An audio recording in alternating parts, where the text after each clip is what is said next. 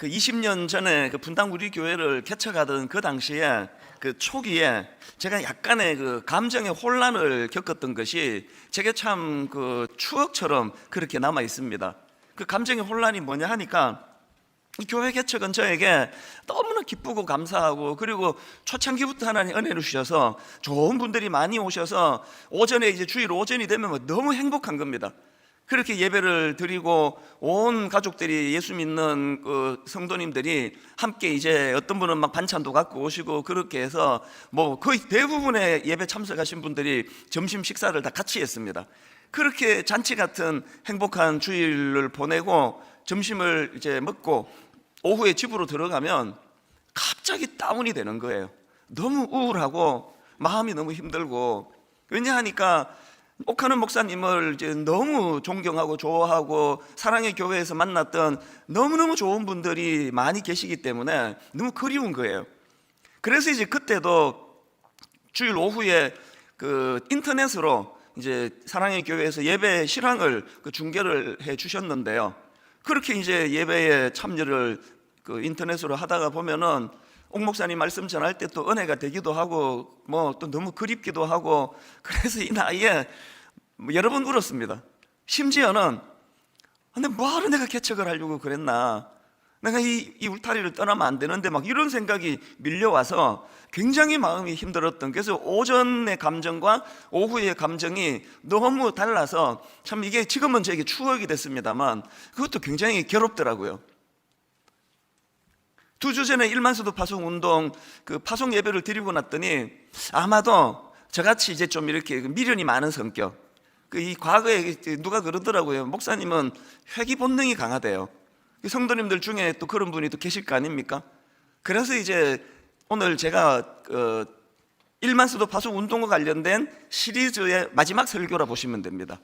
그럼 어떻게 하면은 그런 혼란을 줄여나갈 수 있는 건가? 제가 그래서 요즘에요, 제 스스로도 사실은 마찬가지입니다. 뭐 성격이 어디 가겠습니까? 그래서 지금 10,000명이 넘는 성도님들이 그렇게 순종해서 29교회와 지역의 교회로 가주신 거에 대해서 너무너무 감사하고, 이 일을 허락하신 하나님께도 감사하고, 그러면서도 시도 때도 없이 자꾸 마음이 힘들어요. 이 사람이 정이 든다는 게 이게 참 힘든 것 같아요. 제가 아는 어떤 목사님도 이제 분리 개척을 하셨는데, 이분 얘기를 제가 최근에 들었는데요, 예배 인도를 너무나 참 담담하게 잘 인도하셨던 이 담임 목사님이 사무실로 이제 아무도 없는 데로 가셔가지고 끄이 소리가 날 정도로 우셨다 그러더라고요. 그거를 보니까 뭐 저만 그런 건 아니네, 이제 그런 생각이 들었거든요. 이 두 가지 감정이 저한테도 있고, 또 떠나가신 성도님, 남기로 하신 성도님들에게도 혼란이 좀 있는 것 같아요. 그런데 여러분, 저는요 20년 전에는 그때가 이제 42살 때니까요, 그런 그 좀 감상적인, 그리고 막 이 감정의 혼란, 이게 꽤 오래 가도록 좀 방치를 해둔 것 같은데요, 요즘에 저는 그거 방치해 두지 않습니다. 요즘에 제가 주로 그 묵상하는 말씀들을 보면은 누가복음 9장 62절, 예수께서 이르시되 손에 쟁기를 잡고 뒤를 돌아보는 자는 하나님 나라에 합당치 아니하니라 하시니라. 엄청 비장한 말씀 아닙니까? 심지어는요, 창세기 19장 26절, 롯의 아내는 뒤를 돌아보았으므로 소금 기둥이 되었더라. 이게 좀 저한테 좀 협박하는 것 같긴 한데요, 뒤돌아보면 안 된다, 이걸 굉장히 지금 다짐하고 있는 중입니다.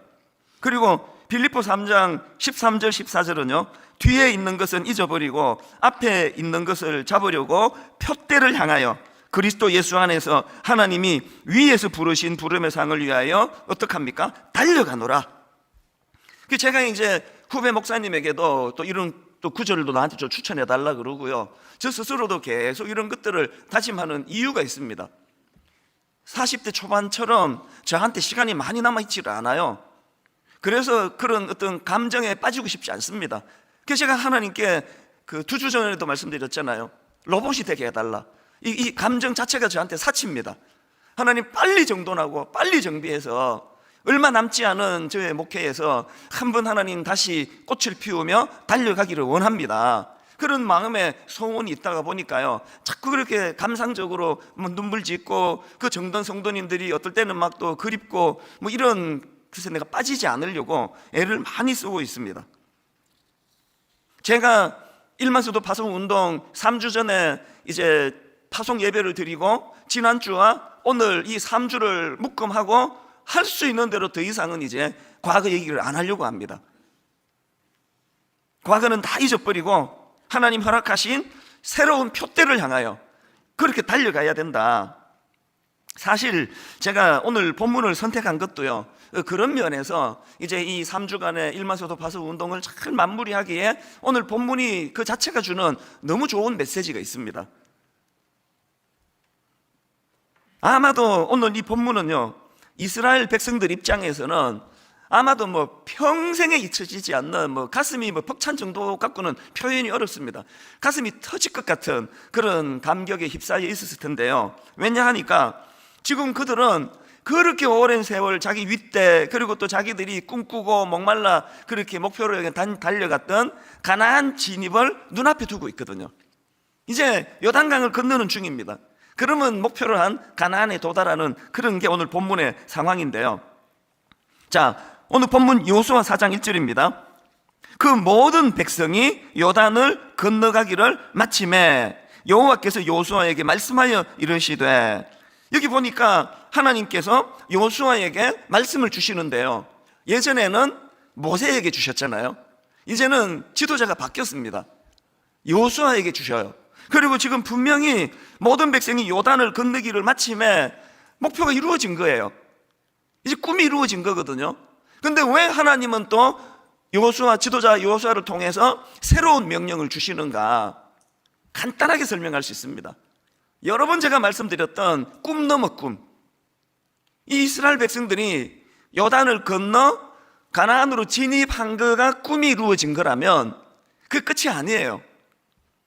어떤 면에서 이제 시작입니다. 하나님이 왜 여기에 우리 민족을 보내주셨고, 무엇을 해야, 어떤 일을 해야 하나님의 뜻이 펼쳐지는가? 이게 꿈 넘어 꿈 아니겠습니까? 우리도 마찬가지예요. 제가 왜 그런 감상에 빠지고 좀 센티멘탈해지고 막 어떨 때는 막 눈물도 나고 막 그러거든요, 주중에. 이 정든다는 게 이게 참 이게 무서운 건데요, 그거를 떨치려고, 그리고 하나님 저를 AI 로봇으로 만들어주세요. 지금 할 일이 지금 많은데 저에게 시간이 개척할 때 40대 초반하고 달리 저에게 시간이 많이 남아있지 않습니다. 그런 감정을 낭비하지 않고 달려가고 싶습니다. 이런 마음의 소원을 자꾸 제가 하나님께 구하게 되는 겁니다. 참 하나님 은혜로 1만 성도 파송 운동이 무사히 잘 진행이 됐고요. 그리고 이번 주에 보고해 주는 거를 보니까 지금 이제 남아있는 우리 교회에 그 세례 성도, 세례 교인, 또 입교 교인 보니까 생각보다도 숫자가 적더라고요. 5천 몇백 명 남아있다 그러니까 아마도 그 보고하지 않고 신고하지 않고 떠나간 분들도 꽤 계시나 보다. 그래서 이런 걸 이루어주신 하나님께 너무너무 감사하지만요, 그러나 여러분 29교회로 무사히 잘 분산이 되고, 지난주 보니까 뭐 29교회 모든 교회가 막 넘쳐났더라고요.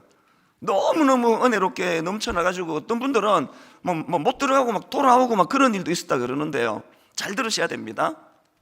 이제 이렇게 29교회를 잘 나눴으니 1만 성도 파송 운동이 이루어졌으니 이제 우리 목표 끝, 큰일 날 생각이에요. 아닙니다. 지금부터예요.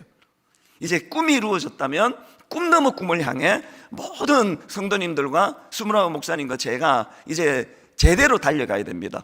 어떤 꿈 넘어 꿈이 있습니까? 29교회와 분당 우리 교회가 한 3가지 꿈이 있습니다.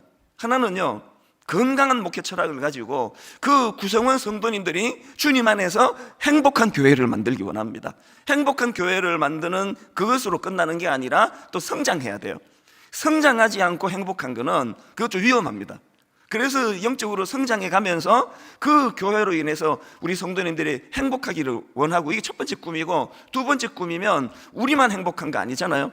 지금 침체를 겪고 있는 한국교회에 그 29교회가 존재하고 분당 우리 교회가 존재하는 그것 때문에 인근의 작은 교회들이 같이 기뻐하고 같이 상생하고 같이 꿈을 꾸고, 이 두 번째 꿈이 있고요.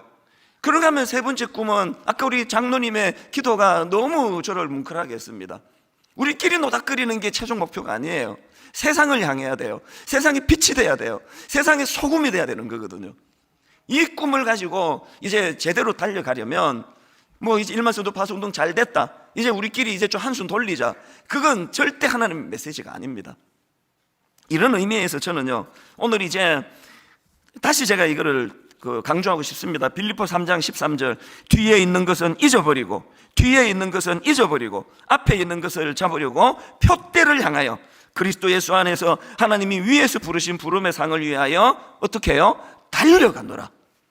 이 싸구려 감상주의, 감정조차도 저는 억제하고 싶습니다. 에너지를 절약하고 또 절약해서 달려가기 원합니다.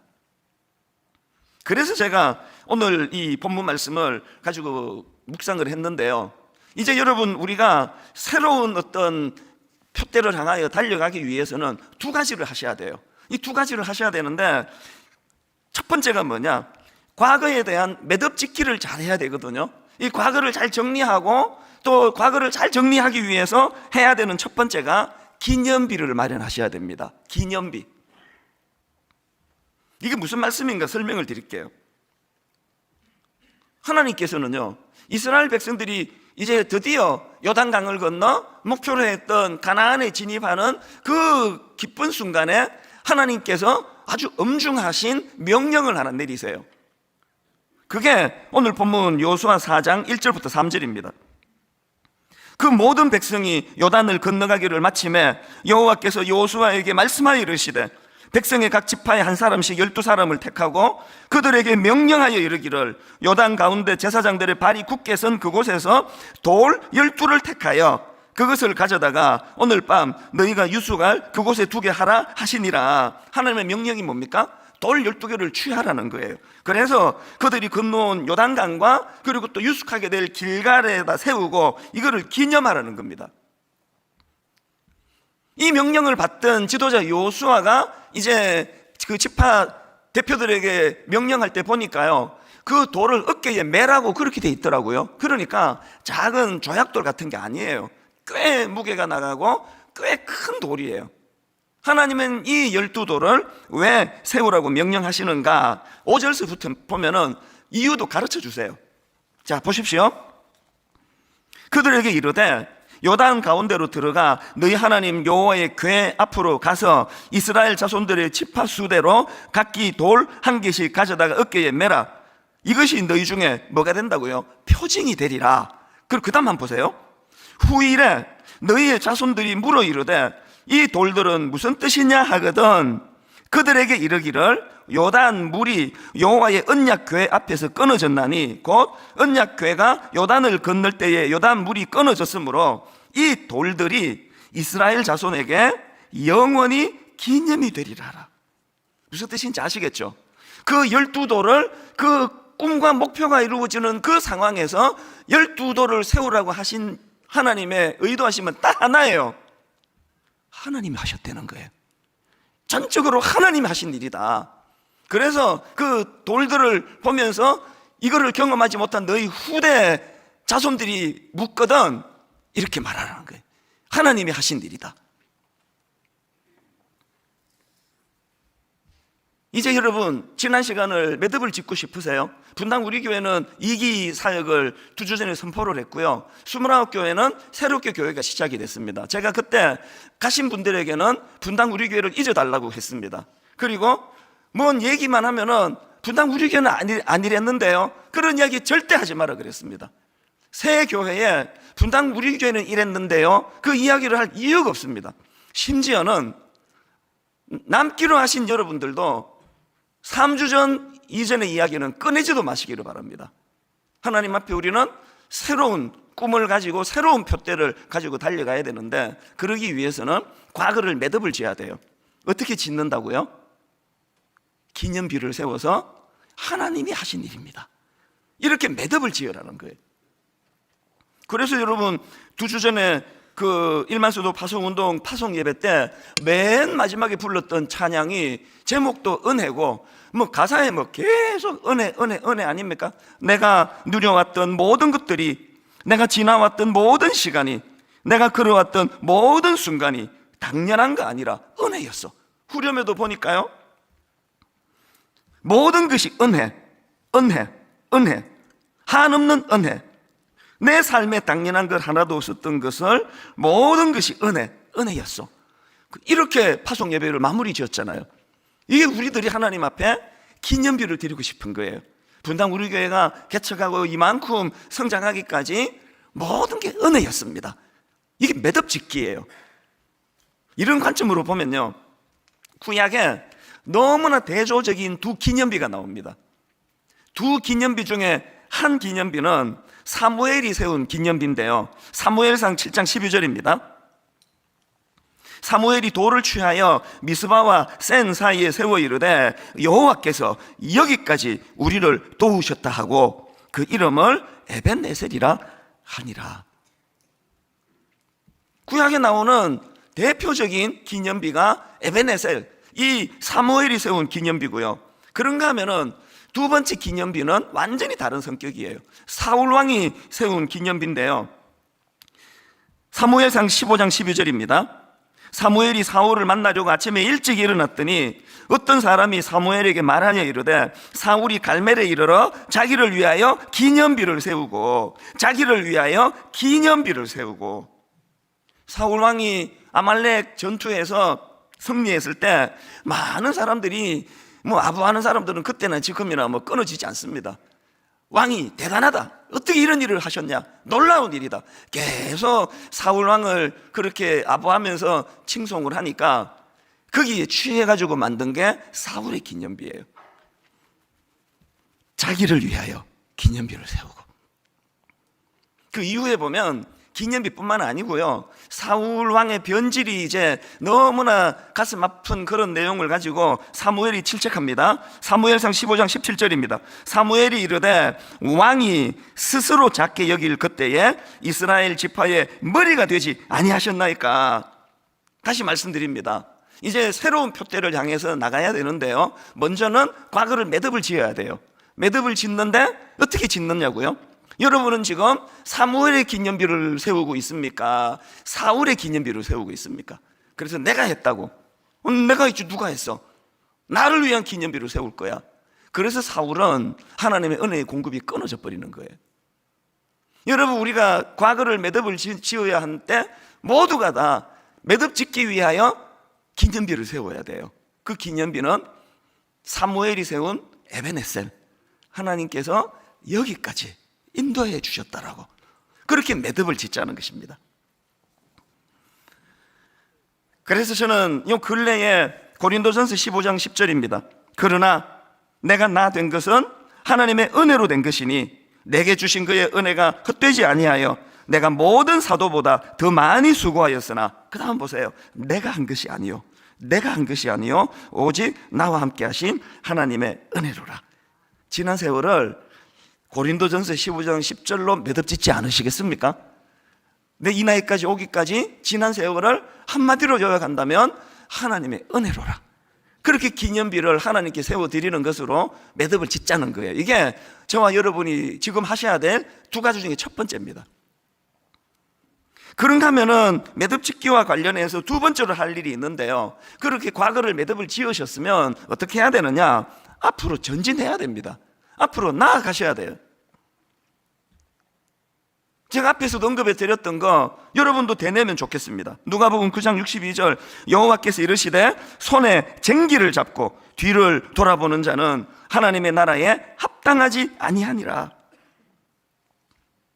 그러고 보면요, 애굽의 압제에 눌려 살던 이스라엘 백성들이 이제 출애굽하는 과정을 보면은요, 물 두 번 건너는 거예요. 제일 먼저 건넌 게 홍해고요, 그 다음에 마지막으로 건넌 게 요단강인데, 이 물 두 번 건너는데 공통점이 하나 있습니다. 먼저 애굽을 탈출해서 홍해를 건너던 과정에서 하나님이 이런 말씀을 주세요. 출애굽기 14장 15절입니다. 여호와께서 모세에게 이르시되 너는 어찌하여 내게 부르짖느냐? 이스라엘 자손에게 명령하여 앞으로 나아가게 하고. 전진하라는 거예요. 제가 이 구절을요, 여러 성경 번역본들을 살피다 보니까 공동 번역이 너무 와닿게 번역을 했더라고요. 자, 들어보십시오. 야훼께서 모세에게 말씀하셨다. 너는 어찌하여 나에게 부르짖기만 하느냐? 이스라엘 백성에게 전진하라고 명령하여라. 새벽에 나와가지고 막 부르짖는 거 믿음의 행위고요. 철학기도 나와가지고 막 달라고 부르짖어 기도하는 거, 그것도 믿음의 행위인데, 가끔씩은 하나님의 이런 말씀이 들리면 좋겠어요. 너 맨날 그렇게 부르짖기만 하느냐? 왜 전진은 안 하느냐? 바로 이 정신이 지금 오늘 본문 말씀에 담겨 있는데요. 자, 지금 요단강을 건너는 과정에서 여호수아 3장 12절 13절을 보십시오. 이제 이스라엘 지파 중에서 각 지파에 한 사람씩 12명을 택하라. 온 땅의 주 여호와의 궤를 맨 제사장들의 발바닥이 요단 물을 밟고 멈추면 요단 물 곧 위에서 흘러내리던 물이 끊어지고 한 곳에 쌓여 서리라. 이 말씀에서 제가 발견하는 가장 강력한 깨달음이 뭐냐 하니까요, 하나님이 요단강을 먼저 요단강을 갈라주시고 후 이스라엘 백성들이 행진한 게 아니라는 거예요. 지금 이스라엘 백성들이 언약궤, 하나님의 임재의 상징인 언약궤를 메고 전진하는데 요단강이 그 시기적으로 더 범람했다고 나옵니다. 또 넘치는 거예요. 우리는 허구한 날 새벽에 또 수요 예배, 철야기도 맨날 요단강 좀 갈라달라고, 요단강 갈라야 내가 건널 거 아니냐고, 하나님 왜 난 환경이 맨날 이렇게 변화가 없느냐고 그렇게 기도하는 거, 어떨 때는 그 기도가 맞는데요, 어떨 때는 하나님께서 이런 응답을 주시면 좋겠습니다. 너는 어찌하여 맨날 나한테 부르짖기만 하니? 왜 기도만 하고 행동을 안 하느냐고. 물이 범람하던 것이 그칠 때를 기다리지 말고 하나님의 임재의 상징 그 은혜를 기억하고 그 환경을 향해 돌파해 나가면은 하나님의 은혜가 그때 임하게 된다. 이걸 경험하는 게 신앙생활이거든요. 그래서 저는 오늘 설교 맨 마지막에도 제가 부연하고 싶은 말씀이 시편 18편 29절입니다. 내가 주를 의뢰하고 적군을 향해 달리며 내 하나님을 의지하고 어떻게 해요? 담을 뛰어넘나이다. 한동안 우리 이 말씀을 얼마나 많이 되냈습니까? 내가 주를 의뢰하고 적군을 향해 달리며 내 하나님을 의지하고 담을 뛰어넘나이다. 그런가 하면은 고난주간 동안 많이 묵상하셨지 않습니까? 고린도전서 1장 18절 십자가의 도가 멸망하는 자들에게는 미련한 것이요 구원을 받은 우리에게는 하나님의 능력이라. 아니 그걸 뭐 사용을 해야 능력이 나타나는 거 아니냐는 겁니다. 전진하셔야 돼요.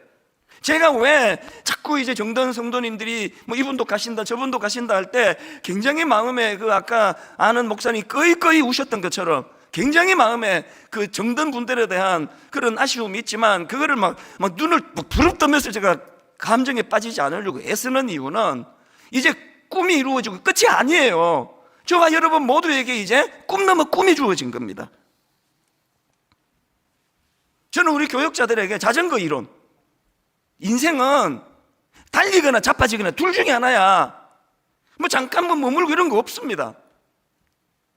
가끔씩 제가 좀 지칠 때 그치 무덤에 가면 좀 쉬겠지? 그런 이야기를 농담처럼 하지만 그건 진리예요. 진실입니다. 무덤에 가서 쉬는 거예요. 호흡이 다하는 그날까지. 왜 오늘도 저와 여러분을 하나님이 안 데려가시고 호흡을 붙여주시는가? 자전거 이론을 보시면 됩니다. 지금 여러분 신나게 달리는 일이 잘 안 되십니까? 그거 지금 자빠져 있는 거예요. 넘어져 있는 겁니다. 일어나셔야 돼요. 감상에 빠지지 말고 그 눈물 자꾸 흘리고 그런 거 참 이해는 되지만 남기로 하신 분들 자꾸 우신다 그러는데 이제 진짜 이제 그만 우세요. 남는 게 무슨 죄입니까? 하나님이 여러분을 통하여 이기사역의 주역으로 쓰시려고 여러분이 이 교회에 남기를 원하셨다면 저는 남기로 하신 여러분들이 너무 감사해요. 제 목회에 이제 마지막으로 함께 같이 달릴 수 있는 동역자들을 이렇게 많이 보내주셨다는 거. 그런데 여기서 여러분 진짜 중요한 포인트 하나를 발견하셔야 되는데요. 보면 10절을 다시 보십시오. 또 여호와께서 요수아에게 명령하사 백성에게 말하게 하신 이 일 곧 모세가 요수아에게 명령한 일이 다 마치기까지 제사장들이 그 일을 하는데 뭐를 메고 있습니까? 궤를 맸어요. 궤를 맨 제사장들이 요단 가운데 서고 백성은 속히 건넜으며 11절로도 반복합니다. 모든 백성이 건너기를 마친 후에 제사장들이 누구와 더불어 무엇과 더불어 남아 있습니까? 여호와의 궤와 이게 지금 인격체도 아닌데 여호와의 궤와 제사장들이 백성의 목전에서 건넜으며 뭘 강조하고 싶은지 아시겠습니까? 저기서 말하는 여호와의 궤는요, 하나님의 임재의 상징이에요. 까분다고 이제 조금 이제 뭐 좀 이루었다고 하나님 임재고 뭐고 난 내 힘으로 할 수 있어, 이제 우리 뭐 요단강도 건넜는데, 그럼 백전백패입니다. 참 신기한 게요, 딱 어제 이 시간입니다. 어제 이 시간 수요일 날 이제 참 너무 그 의미 있고 기쁜 그런 시간을 가졌습니다. 그래서 이제 분당 우리 교회에서 함께 사역하던 모든 우리 교역자들을 내가 다 초대를 했습니다. 일만서도 파송 운동에 대해서 보고도 하고, 그동안에 이제 시간들도 우리가 같이 좀 이제 설명도 하고 그런 시간을 가졌는데요, 한 3시간 그런 시간을 가졌거든요. 그랬는데 그 다음날 목요일날 연락이 왔어요. 그날 이제 4명이 한 테이블이에요. 여기 2명, 여기 2명인데 딱 정면에 앉아서 같이 식사했던 목사님이 확진자가 됐다는 거예요. 아, 또 시작이구나. 그래서 이제 뭐 아무 증상도 없고 그랬거든요. 금요일 날 아침 일찍 이제 그 보건소에 가서 이제 PCR 검사를 제가 받고, 결과가 언제 나옵니까? 그러니까 내일 아침에 나온대요. 뭐 이미 저는 여러 번 했기 때문에 알죠. 금요일 아침에 이제 PCR 검사를 받아놓고 토요일 아침에 기다리는데, 신기하게도 금요일 오후부터 체력이 떨어지기 시작하더니요, 금요일 저녁부터 아프기 시작하는 거예요. 인후염이 생기고 이제 목이 지금 이렇게 지금 소리 이렇게 돼버렸어요. 두통이 있고요, 또 열감, 내 느낌으로 우리 집에는 열 재는 게 없어가지고 내 느낌으로 열도 있네. 새벽에 한 2시쯤에 이제 잠이 깼는데, 이제 서재로 가서 제가 말씀을 묵상해야 되는데, 이게 100% 코로나 확진이다 이거. 검색해 보니까 이거 뭐 100% 이거 뭐 모든 증상이 다 확진이더라고요. 그래서 이제 그 새벽에 막 문 밖에도 못 나가고요, 가족들에게 옮기게 될까봐 긴 새벽을 보냈어요. 그러면 제가 이 상황을 하나님께 감사하자. 하나님 너무 감사합니다. 2주 전에 이렇게 안 하도록 도와주셔서 일만서도 파송운동, 파송예배 무사히 드리게 해주시고, 고난주간 한 주간 말씀 잘 전하게 해주시고, 지난 주일날 또 하나님 앞에 이제 그 부활절 예배까지 잘 드려서 하나님 이번 주 제가 뭐 설교 안 해도 크게 지장 없습니다. 그리고 속으로 이번 주 마무리 설교인데 이거 어떻게 해야 되나 또 걱정이 되고, 또 어느 분에게 지금 토요일 아침에 어느 분에게 내가 이 설교를 부탁해야 되느냐고요. 어느 존경하는 원로 목사님께 내가 연락을 해야지. 그러면서 이제 막 이제 계속 기침도 나고 이 막 목도 따갑고 열도 나고, 이거 뭐 100% 코로나라고 생각을 하면서 토요일 아침을 기다렸는데, 결정적이었던 게 우리 둘째 딸이 한 번씩 명언을 날리는 애예요. 얘가 내 모든 기대감을 다 한 번에 다 그냥 밟았어요. 자기 엄마한테 이렇게 얘기했어요. 이번에도 하나님이 은혜 주실지 모른다, 뭐 그런 얘기를 했나 보죠. 그랬더니 이 둘째 딸이 하는 말이, 엄마 3번의 행운은 오지 않아요.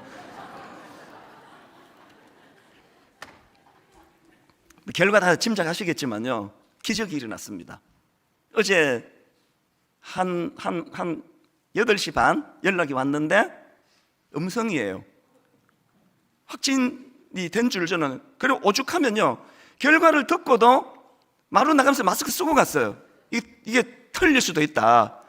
그래서 이제 우리 교회에 아는 분 통하고 뭐 의사분 통하고 해보니까 그거는 확실하다는 겁니다. 그래서 이제 늦지막하게 한 10시쯤에 제가 드림센터 사무실로 갔는데요, 제가 드리고 싶은 말씀은 지금부터예요. 문을 따고 목양실로 딱 들어가서 내 책상에 자리에 앉는데 말로도 할 수 없는 마음의 감정이 확 올라오는 거예요.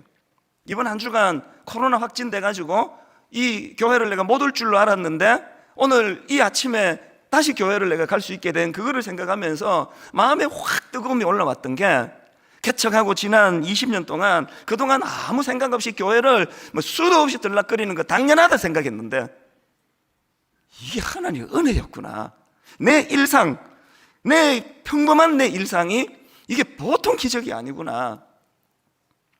여러분 지금 제 설교를 들으시기가 좀 불편하시겠지만 목이 잠기고 그래서 저는요, 근래에 지금 이것만큼 마음이 뜨거운 적이 없었다 정도로 너무 저는 감사해요. 오늘 이게 못 쓸 줄 알았거든요. 원로 목사님께 부탁을 드리려고 그게 오후였으면 벌써 전화를 드렸을 거예요. 어제 이 시간에 내 사무실의 자리에 앉아가지고 마음이 너무 뜨거워지는 겁니다. 늘 그렇게 하는 거지 뭐. 그렇게 흘려보냈던 수많은 평범한 저의 일상이 이게 다 하나님의 은혜고 하나님의 개입하심 아닙니까? 제가 우리 둘째 딸 딱 그 어제 지방에서 나오자마자 내가 행운은 3번밖에 안 온다며, 이번 5번째인데 아무 말 안 하고 도로 들어가더라고요. 여러분, 하나님 없이 설명할 수 없는 그 많은 은혜를 은혜로 기억하는 거, 이게 기념비예요. 오늘 이 예배를 통해 저와 여러분이 꼭 교회 일만이 아니고요, 여러분이 지나온 생활을 돌아보고 가정을 돌아보고 자녀 교육을 돌아보고 아직도 할 일이 너무 많습니다. 요단 강물은 지금 줄지 않아요. 갈라지지 않습니다. 할 일 많습니다. 그럼에도 불구하고 에베네셀 여기까지 인도하신 거 하나님의 은혜입니다. 기념비를 세워드리고, 그리고 오늘 밤, 어젯밤, 오늘 아침 계속 너무 신기한 거예요. 왜 이 타임에, 왜 이 시기에, 그 너무 신기하잖아요. 확진자 걸린 목사님을 내 맞은편에 앉게 하시고, 그리고 이 증상을 지금 보니까 이게 이제 인후염, 목 감기인 것 같아요. 왜 이거를 이렇게 딱 대비할 수 있도록 하나님은 저에게 에베네셀을 선포하기를 원하시는 겁니다. 사울처럼 내가 있지 누가 있어, 내가 얼마나 목회를 잘했는데 이거는 망하는 길이야. 그래서 전적으로 하나님 하셨다. 그렇게 하나님 하신 일을 우리가 하나님 앞에 기념비로 영적으로 그렇게 하나님께 올려드리고, 그리고 이제 여러분 저와 함께 이기사역으로 가셔야 돼요. 할 일 많습니다. 너무너무 할 일 많아요. 그런데 더 이상 교회 남기로 했다고 막 미안해하고 그러지 마 이러지 뭘 몰라서 그러는데요, 이제 막 일 엄청 많아요. 갈 걸 그랬다. 곧 와요 그런 날이. 여러분 내버려 두지 않을 겁니다. 같이 꿈을 꾸고 같이 전진하고 같이 다음 세대 아이들을 살리고 예배를 살리고, 저에게 시간이 얼마나 남아있는지 모르지만 하나님 이제는 40대 초반 여유 부릴 때가 아닙니다. 저는요 개척하고 영원히 할 줄 알았어요. 너무 시간이 많이 남아가지고. 지금은 그렇지 않습니다. 초조해요. 시간이 많이 안 남았습니다. 달려가야 돼요. 요단 강물 멈추고 갈라질 때까지 기다리고 있을 시간이 없습니다. 하나님의 임재의 상징 언약교회. 그래서 오늘 이 예배를 통해서도 하나님이 하신 일을 생생하게 간증할 수 있도록, 여러분 이 지금 목이 잠기고 쉬어있는 이 목소리가 저는 너무 감격이 돼요. 하나님 앞에 이 2가지 주신 말씀 가지고, 그래서 저는요 어제 아침입니다, 신명기 6장을 묵상하면서 너무너무 마음이 뜨거웠거든요. 신명기 6장 10절을 보십시오. 너희 하나님 여호와께서 너희 조상 아브라함과 이삭과 야곱을 향하여 너희에게 주리라 맹세하신 땅으로 너를 들어가게 하시고, 그 다음도 보세요. 너가 건축하지 아니한 크고 아름다운 성읍을 얻게 하시며, 그 다음 보세요. 너가 채우지 아니한 아름다운 물건이 가득한 집을 얻게 하시며, 그 다음 보세요. 너가 파지 아니한 우물을 차지하게 하시며, 그 다음 보세요. 너가 심지 아니한 포도원과 감람나무를 차지하게 하사 너에게 배불리 먹게 하실 때에,